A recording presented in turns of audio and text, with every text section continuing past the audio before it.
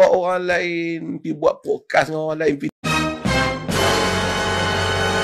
tiba kawan-kawan ni memang parah ni. perang yang buruk lah. Perang yang buruk lah. Buruk sangat. Tenang. Cancel lah kan Madam Majak. Mereka adalah kawan-kawan kita, saudara-saudara kita, cuma melampau sikit daripada kita.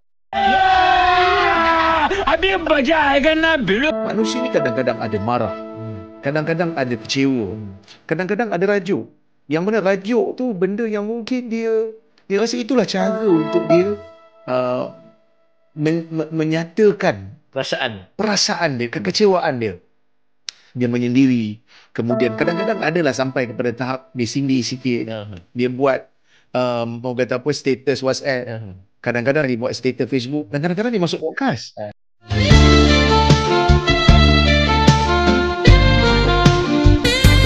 Kan? Kan? Dia nak bagi tahu pada orang yang ada sedikit rajukan yang dia rasa, dan dia nak supaya orang layan dia. Dan Mas Atta. tapi bohong. Benda tu bukanlah satu benda yang tak normal. Kerana Nabi SAW benarkan kita untuk layan perasaan tu, tapi janganlah sampai terbawa-bawa, sampai kepada tahap menjadi permusuhan yang dahsyat.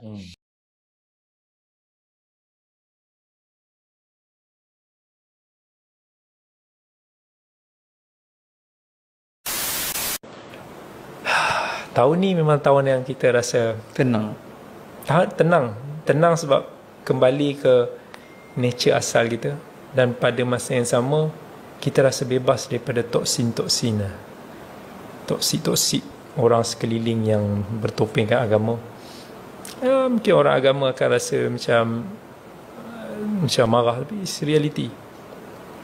Itu reality. Kadang-kadang slogan agama sunnah ni sometimes hipokrasi banyak. Agama sunnah. Ya, kadang orang yang suka mengajar, suka gunakan agama, ceramah agama, melaung ke arah sunnah pun kadang-kadang.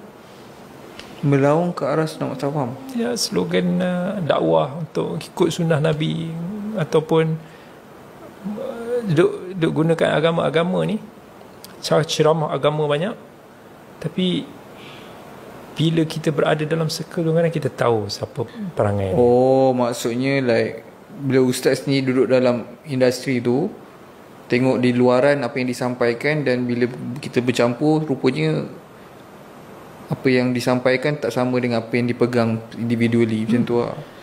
Kadang ustaz-ustaz yang disanjung, bila kita duduk dalam circle dia, asyik mengumpat orang, asyik duk belasah orang, angkat diri sendiri, provoke sana sini. Kadang ada perangai tak senonoh pun ada. प्यारी समझ गई